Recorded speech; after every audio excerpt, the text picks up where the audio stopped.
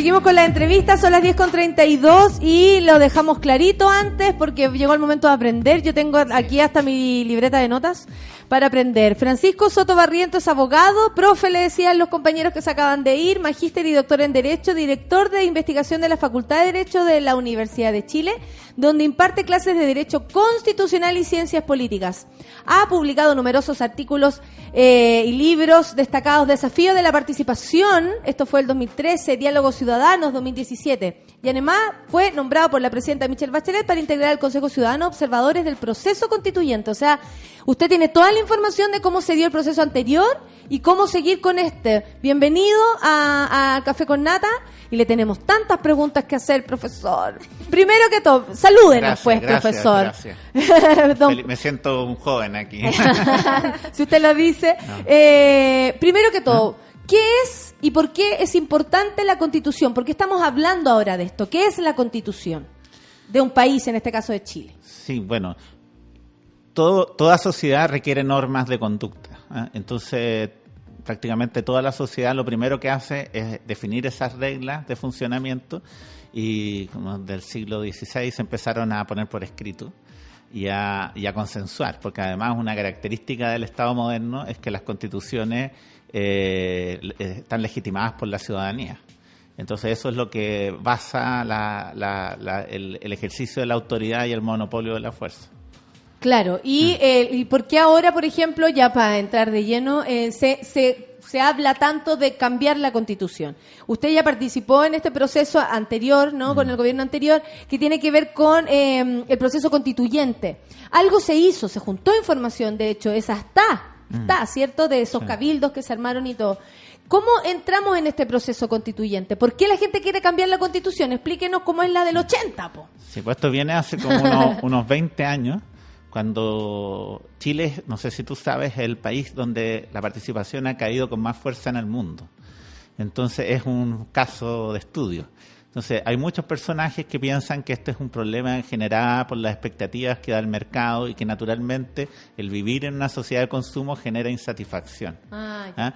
Entonces nosotros los constitucionalistas hace 10 años decimos que ese no es el problema, que básicamente esto está radicado porque la Constitución es el centro del abuso del sistema capitalista que hoy día nos somete. Entonces, de alguna manera, el abrir una conversación sobre esto y puede generar una suerte de reencuentro entre los chilenos. Usted dijo algo de eso, profe, ahora recién. La Constitución del 80 es... la fuente de abusos. ¿Por qué? O sea, si tú empiezas a ver cómo el sistema se estructura en Chile, todos los recursos que tienen hoy día las empresas privadas se basan en los dineros que se ganan de las AFP. Entonces, ese caudal de dineros se lleva al mercado y ha hecho de Chile un fenómeno, ¿cómo se llama?, económico. O sea, sin cambiar la Constitución no podemos cambiar nada. No podemos cambiar nada, claro. Porque en el fondo la Constitución es la que le pone las reglas a la AFP, sí. Porque uno podría así como ingenuamente pensar que una Constitución es neutra, por decirlo de alguna forma. Pero esta es una Constitución hecha en dictadura y que tiene no solo ciertos parámetros de conductas, digamos, entre nosotros, sino que, me imagino, norma ciertas cosas, digamos, en términos de prioridades, ¿no? Sí. Esta Constitución se basa en dos supuestos, hipótesis que yo creo que son fallidas. ¿Ya? La primera hipótesis que plantea la Constitución del 80, que en realidad la planteaba Hayek, que dice que es un gran filósofo intelectual, que los estados están decreciendo justamente porque aumentan en su tamaño y porque le quitan iniciativa a los privados. Entonces, lo que hay que hacer es disminuir la intervención del Estado en derechos económicos, sociales y culturales. Entonces, ¿qué hizo la Constitución del 80? Es la aplicación de esa teoría. Hizo travestismo constitucional. Claro. Derechos económicos, sociales los transformaron en libertades. Entonces nosotros no tenemos derecho a la educación, sino tenemos libertad de escoger el establecimiento donde estudian nuestros hijos. Nosotros no tenemos derecho al trabajo, tenemos libertad de acceder al trabajo. No tenemos, ¿cómo se llama?, un sistema de seguridad social, sino que podemos elegir sobre los distintos sistemas que el mercado nos ofrece. Pero derecho, no. No. Entonces, todo eso, de alguna manera, es la base del sistema capitalista hoy en día y se basa justamente en intervenir esto que es propio de la evolución de nuestro Estado liberal que fue evolucionando hacia un Estado social y democrático como pasa en todas partes del mundo, inclusive en Estados Unidos. Y el otro supuesto que me parece mucho más interesante es el de que argumenta Jaime Guzmán y que dice: nuestra sociedad va a volver a sus valores tradicionales cuando separe la participación social de la política. Entonces Guzmán decía, si el chileno empieza a participar, pero no como política, sino en su territorio, se va a reconciliar con los valores tradicionales. Entonces, ¿qué pasó? Aplicaron eso. Si hoy día se castiga a aquel que hace participación, o sea, el dirigente social que hace lo vimos con política. Los carabineros investigando perfiles de pobladores, claro, y dirigentes sociales. Para Guzmán eso era más relevante, generar ese proceso, que tener un tribunal constitucional o un Consejo de Seguridad Nacional. Porque decía, en ese momento los chilenos vamos a dejar de ser manipulados por la política. ¿Qué pasó? La gente efectivamente se alejó de los partidos políticos, claro. Pero en vez de validar los valores tradicionales, está incendiando, digamos. Y también deja de involucrarse en las decisiones y deja a los políticos tomando las decisiones por todo. Es como los que saben, dejémoselo a los que saben. Esto fue un plan. Entonces, que nuestra participación fuera cada vez menos. Claro. O sea, no se cedió soberanía sobre esas decisiones, como que igual nos las quitaron un poco, ¿no? Claro. Como que nos quitaron cierta... Le iba a preguntar además a propósito del Tribunal Constitucional, porque todas las medidas, o al menos nosotros siempre, todas las medidas que tienen que ver, o propuestas que tienen que ver con ampliar los derechos, ¿cierto? Por ejemplo, el caso del aborto en 3 causales. ¿Dónde fue a parar o donde siempre iba a chocar era el Tribunal Constitucional? Si hoy día queremos hacer cualquier cosa, después de un rato va a venir Jacqueline Van Rieselberg y decir, no, yo voy a llevarla al Tribunal Constitucional, y ahí va a detener todo. ¿Tenemos que empezar por sacar el Tribunal Constitucional o la Constitución? O sea, lo que pasa es que el Tribunal Constitucional opera en todo el mundo, y si uno quiere tener un Estado que defienda los derechos fundamentales, tiene que existir, que promueva la descentralización, es clave el Tribunal Constitucional. El problema es que esto ¿para qué se usa? Es para qué se usa, ese es el punto, porque está solventando una Constitución que no es democrática y que hasta el momento, hasta el día de hoy, nunca se ha podido articular una mayoría capaz de modificar los derechos como los estructuró Guzmán. ¿Cómo funciona? Todo es muy terrible aquí, ¿no? Hay algo que a mí me llama la atención, que quizás puede ser súper básico, pero existe una igualdad ante la ley. Pero esa igualdad ante la ley como que tiene cero criterio de realidad. O sea, lo vemos con que, no sé, los carabineros tienen un sistema de pensiones distinto a nosotros. Una mujer no va a ser juzgada igual que un hombre. O sea, como que estamos constantemente teniendo síntomas de que no estamos frente... De que no se somos interpreta iguales. esto también, claro, ¿no? que tiene una interpretación, una bajada, como que nos deja siempre relegados en algún... Bueno, eso ha tenido su evolución. Tú te encuentras con sentencias súper buenas en ese sentido y cosas que a lo mejor todavía no se han desarrollado suficientemente. Pero la Constitución del 80 creó un montón de recursos donde la gente puede recurrir a los tribunales. El punto es si eso es suficiente. O sea, corresponde que hoy día, para enfrentar el tema de salud, lo único que nos quede sea recurrir a través de un recurso de protección, y existan más de 5.000, 6.000 recursos de protección por año. Entonces hay un punto que dice, mejor cambiemos las normas y no gastemos más recursos en ir a los tribunales. Es un camino muy largo. ¿Quién gana y quién pierde con la Constitución actual? Como para que la gente también entienda el por qué se está pidiendo un cambio. Hay muchas personas que dicen, no, vámonos o tal vez tiñen la trampa también, es como, vamos a lo que queremos realmente, que son las pensiones, o vamos a la desigualdad. Explíquenos de nuevo, porque necesito que también la gente entienda sobre qué estamos parados, por qué tenemos que cambiarlo. Que la gente ya lo entiende. ¿Usted cree que sí? O sea, hoy día no es un tema que lo pongan ni los políticos ni los académicos, es la propia ciudadanía. Y eso yo creo que fue lo bien lúcido que entendió la presidenta Bachelet, que fue capaz de llevar a una conversación algo que estaba, que ya existía, que ya la gente la percibía así. O sea, si hoy día se vuelve a levantar la bandera, no es por nadie, sino por la propia ciudadanía. Exactamente. Y el proceso constituyente en el que usted participó, ¿qué pudo notar, por ejemplo? Yo creo que la participación ahora es más que antes. Si ya en ese momento fue masivo medianamente, ahora se ha notado cómo la gente se está organizando desde el Colo-Colo haciendo su cabildo. Ya lo había hecho antes. ¿Cierto? Sí. Como desde juntarse, no sé, los hinchas de la Católica me contaron en el Parque O'Higgins. O sea, hay iniciativa, hay ganas de conversar, la gente tiene más ganas de participar de lo que incluso yo creo que nosotros pensábamos cuando todos los días se reunieron el fin de semana entero, se lo tomaron para discutir. ¿Qué es lo que usted observó en el primer proceso constituyente para poder arreglar lo que viene, po? Mira, yo vengo 3 años estudiando los ELA. Yo me gané un Fondesit, un proyecto de investigación con mi grupo de ayudantes. La universidad a veces lo quiere mucho, que pusieron el profesor está en la radio. Bueno, entonces empezamos a investigar esto y a leerlo, porque la verdad lo que hizo Bachelet y el equipo de sistematizadores analizó un 15-20% de lo que se discutió. Y el gran material quedó ahí, nadie lo lee. Entonces, de hecho, uno pensaba que aquellos más constitucionalistas, abogados más puntudos van a decir... La presidenta de Bachelet lo interpretó mal cuando hizo su propuesta constitucional y la verdad es que nadie lo leyó. Entonces yo siempre me encontré con el enorme desafío de poder dimensionar esto. Y con una profesora que trabaja en Suiza hicimos un estudio comparado de 28 procesos de participación en cambio constitucional. Y nos dimos cuenta que este es el mayor registro que existe en el mundo sobre lo que piensan los ciudadanos sobre las normas constitucionales. Entonces es un capital para la humanidad, digamos. O sea, no es un... Y además que lo escribieron los propios participantes, no pasó por un filtro, digamos.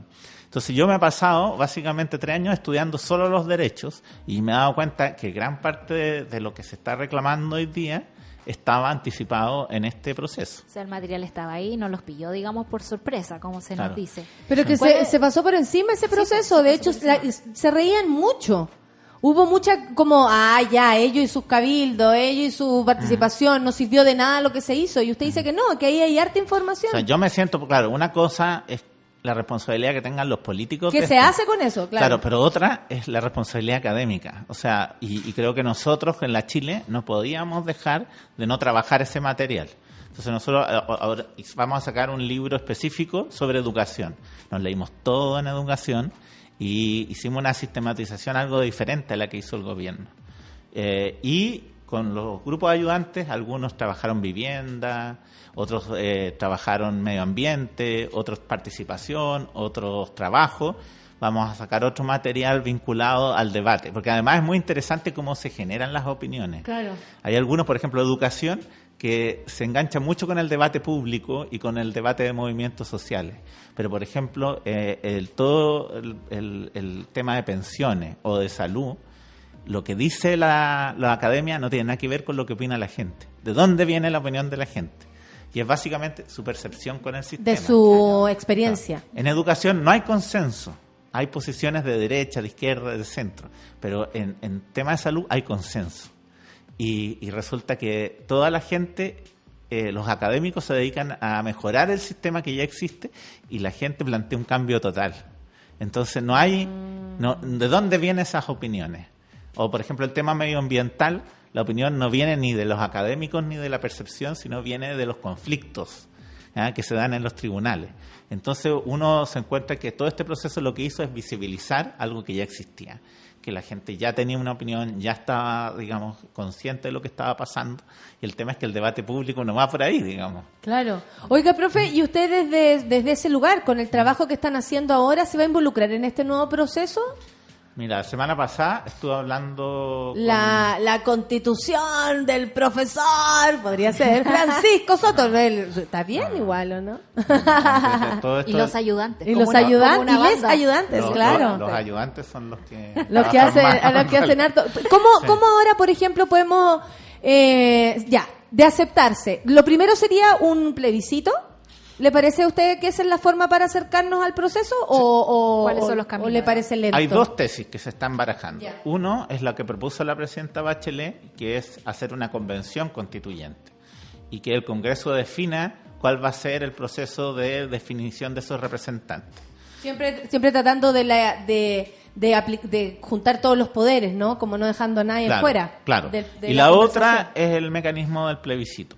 Yo personalmente soy muy crítico de ese mecanismo porque ¿Por qué? hice un artículo analizando la experiencia comparada de ese mecanismo, y cuando uno consulta antes de hacer la conversación y de construir los acuerdos, lo que hace es polarizar. Claro. Entonces, por ejemplo, en Venezuela pasó eso. Se llamó a hacer una asamblea constituyente y se votó a través de un plebiscito, y lo que hizo es que los contrarios a Chávez se retiraron del proceso y estuvieron en la asamblea solo los que estaban a favor de Chávez. Entonces, yo creo que es mejor generar una gran conversación, para saber por qué estamos votando y después ratificarlo. Sí, porque ahora además se han levantado todos los que están en contra de un proceso constituyente o de un cambio de constitución, diciendo que todos los que quieren la constitución, salió el diputado Rojo diciendo, y así, los que quieren la constitución, personas, los que quieren cambio de constitución, y la gente que saquea, los manifestantes, el profesor, la Sol y yo, y mi encendedor. En cambio, del otro lado era la gente buena, la gente que trabaja, los que no querían, eso es lo que usted teme, que se polarice a ese punto como extremo casi de ignorancia, además, que un diputado caiga en eso, en catalogarnos a nosotros como delincuentes. Los ELAs te dicen que hay un montón de gente de derecha que quiere nueva constitución. Y que hay un espacio donde la gente de derecha podría, reencontrarse con su electorado. El punto es que la clase política de derecha le tiene mucho miedo a las personas, aunque sean partidarios de ellos. Es raro, porque finalmente a Piñera lo sacaron presidente. Si hay un porcentaje importante de gente de derecha, pero que mucha de esa gente también estuvo en la ELA y también critica el sistema y también está inconforme. Por algo, el que tenía como un 30% de apoyo pasó hoy día a un 13%, digamos. Entonces, yo creo que los que quieren una nueva constitución son todos los chilenos hoy día, son 80%, un número bastante fuerte, y que ha sido en realidad consistente en el tiempo. Cada vez que se consulta está por sobre el 75% de la gente que quiere nueva constitución. Pero además hay que entender que este es un espacio de reencuentro entre los chilenos, más que una cosa de que imponga la posición de uno o de otro. Claro. Sí, eso me llamó la atención, que el fin de semana trataron de polarizar estas opciones sin lo que usted dice, la conversación de qué significa, porque hay que conocer la Constitución, nosotros la estamos leyendo, uno aprende de todo cuando pasan estas cosas, nunca pensé que me iba a leer la Constitución, más sin embargo, lo he hecho. Para aprender, para poder entrevistarlo a usted, para poder estar arriba de la información. Pero claro, si no hay una bajada de esto, nos vamos a polarizar y se puede ir todo por la borda. Ahora, lo que a mí me complicó el proceso que hizo Bachelet es que en todo proceso participativo es muy central hacer lo que se conoce técnicamente como devolución, que es lo que tú propusiste, tienes que devolverlo a aquel que invitaste a participar para que te diga si eso lo representa o no. Y es como abrir un pequeño proceso de participación nuevamente. Entonces, eso Bachelet no lo hizo, no alcanzó a hacerlo. Y hoy día lo está empezando a hacer el Senado, donde está radicado el proyecto de nueva constitución de Bachelet. Y habló un sitio que se llama SB Constitucional, Senado Virtual Constitucional, donde se está preguntando la constitución de Bachelet comparándola con la vigente. Y es bien divertido porque hay capítulos donde están a favor de la Constitución vigente y otro que es como este tema de los derechos, donde la gente es más crítica. Entonces, yo creo que eso es un proceso bien interesante porque es darle continuidad a lo que se hizo y abrir una conversación sobre textos ya más concretos, porque cuando fue lo de los ELA, la cosa era muy general, los valores. ¿Pero a usted le parece que poniendo el nombre de Bachelet ahí va a resultar algo? Sí, al final se transformó como en el chivo expiatorio de la derecha. Es que hay que evaluar ese texto, porque yo creo que también es la primera constitución alternativa que tenemos. Entonces hay que ver en qué medida eso nos representa. Ese proyecto tiene cosas bien importantes, bien buenas, pero también cosas que no puso. Por ejemplo, establece el derecho a la vivienda, pero no dijo nada de mecanismos de participación. Entonces, hay un montón de cosas que uno podría ir rescatando y de ahí mejorar. Su opinión. Claro.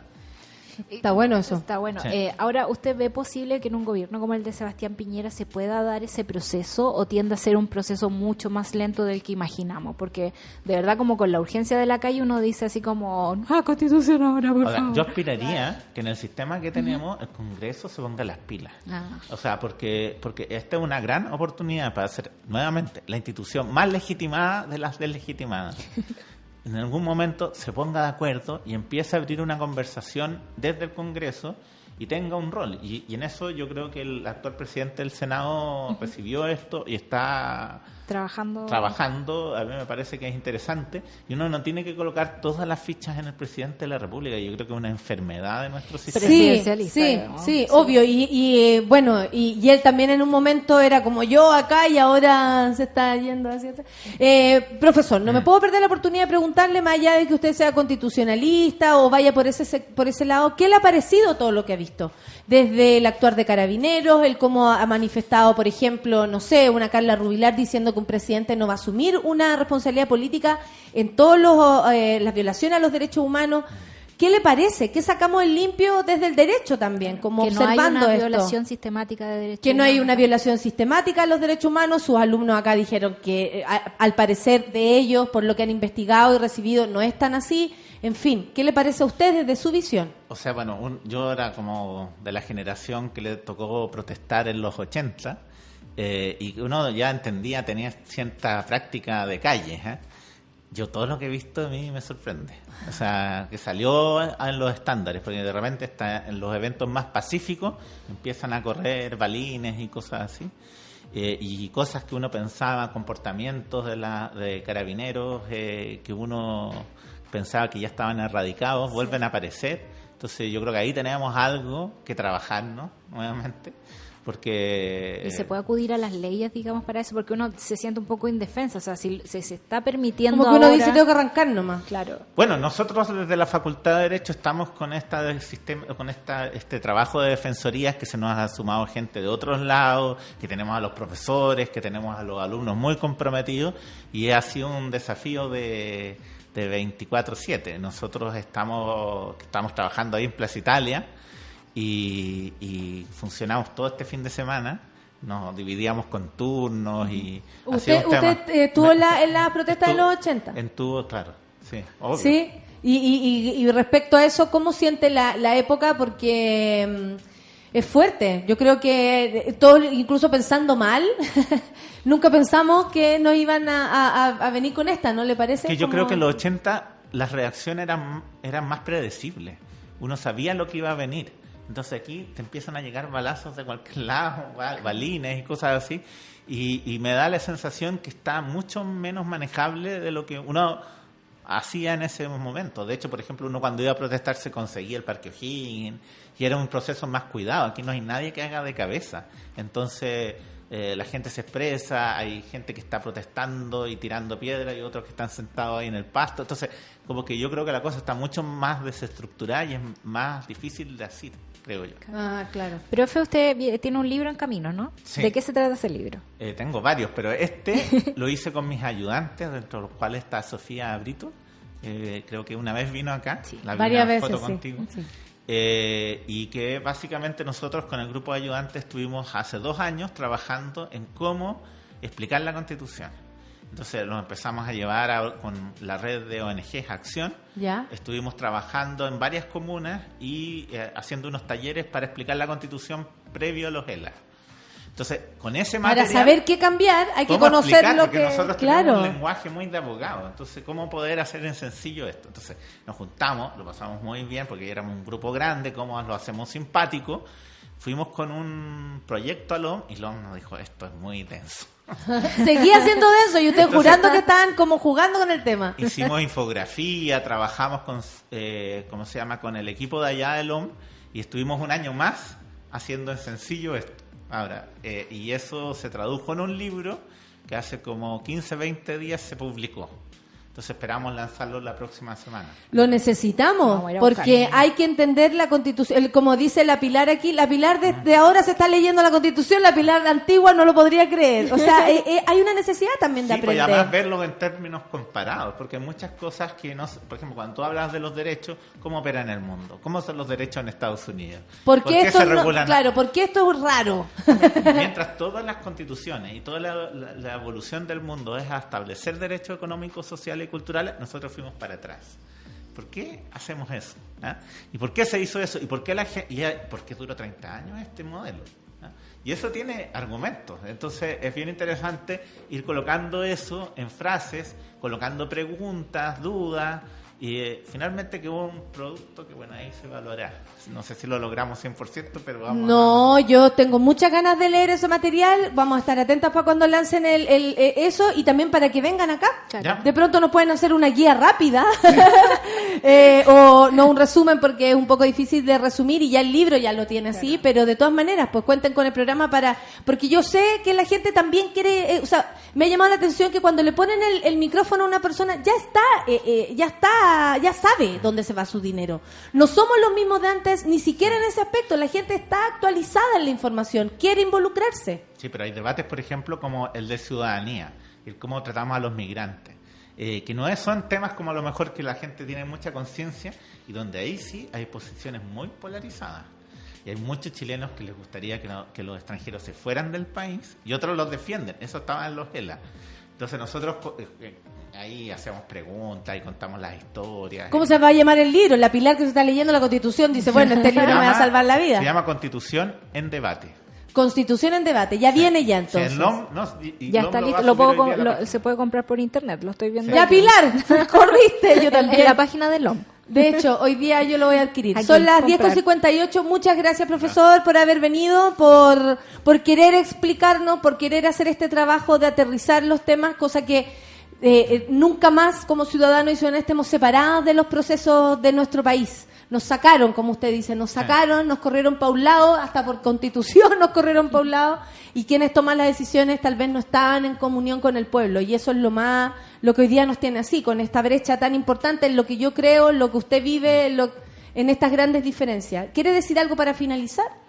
No, agradecerte por este espacio, porque por lo menos mis ayudantes lo escuchan, participan, y creo que es muy relevante conversar y dialogar, porque eso nos permite también reencontrarnos. Por supuesto que sí. Con las palabras del profesor, entonces, nos despedimos. Estuvo aquí con nosotros Francisco Soto Barrientos, abogado y magíster y doctor de Derecho, y por supuesto experto en Constitución y próximamente escritor de este libro que se llama Constitución en Debate. En Debate. Vamos a estar atentas, nosotros somos ratoncitos, así que no se nos va a ir. Muchas gracias, profe. Saludos a todos sus ayudantes que están escuchando y a todos los que están del otro lado. Gracias, Solcita, por esta mañana.